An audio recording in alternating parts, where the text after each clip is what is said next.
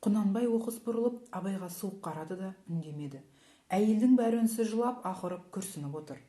Түсіне ашу, көзіне жас толған айғыз дірілдеген үнменен: "Қарашығым, балапаным-ай, сормаңдай жетмегім-ай, не қарғысқа ұшырап туып ең?" дей беріп еді, Құнанбай сол қолын шұғыл көтеріп қап, "Доғар!" дегендей ишарат қылды. Қарғыс шарпуынан бетін қорғаған сияқты қозғалыс. Айғыз жауап қайтқан жоқ, бірақ абайдың қасында отырған Ұлжан жаулығының ұшымен көзін сүртіп: "Өртенсең де үндемей өртен дегені ме? Кәмшатты ойласа, бүгін емес көптен күңіренеді бұл жандар. Кімге айтады, қайда айтады?" деді. Құнанбай оған да барын айтқызбай тежеп: "Жә, бірің бастап бірің қостамай, басалқы басу айтады десе, осы несі?" деді. Ұлжанға айғыздай зекірген жоқ, кінәлай сөйледі. Үй ішінің наразы үнін осылай баспақ, бірақ онысына зере болған жоқ. "Қорқытпа келіндерімді, о несі?" деп қатты зекіп қап, ілгері жылжып кеп, екі қолмен жер тіреп отырып, баласының жүзіне аса суық қарады. Абай өз әжесінің мұндай қайратты ашуын бұрын көрмеген сияқты. Зере Құнанбайға әлі де қадала қарап түйіліп отыр. Құнанбай шешесінің ажарын сезді де жуаси түсті.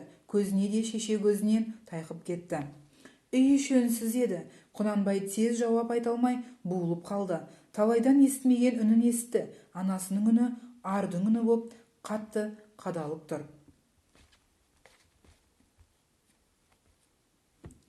"Қайтейін, мен қайтейін, кеше исі арғынның исі жақсы бұйырды" деп шешесіне арыз шағып бір тоқтады.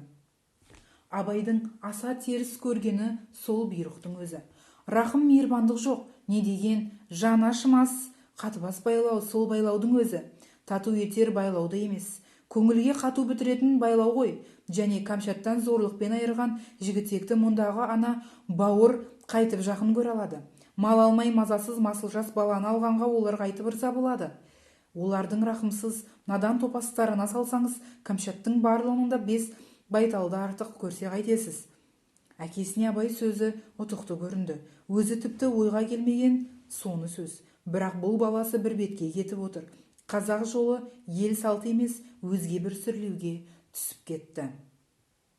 "Әй, шалағай баламай, көңілің түзу болғанмен жолдан тыс жайылып отырсын ғой. Бағанадағыдай емес, енді мынау үйдің ішін күйзелткен жайды бірге ойласқандай."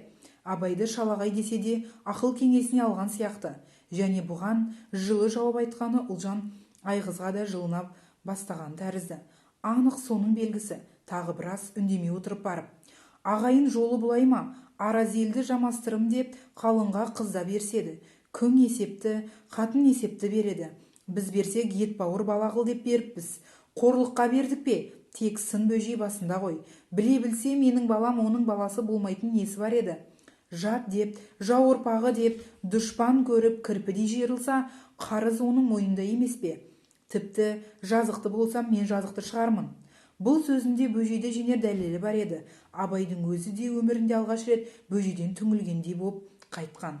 Ұлжан мен Жұмабай және айғыз боп бөжейдің қатынын кінәлады.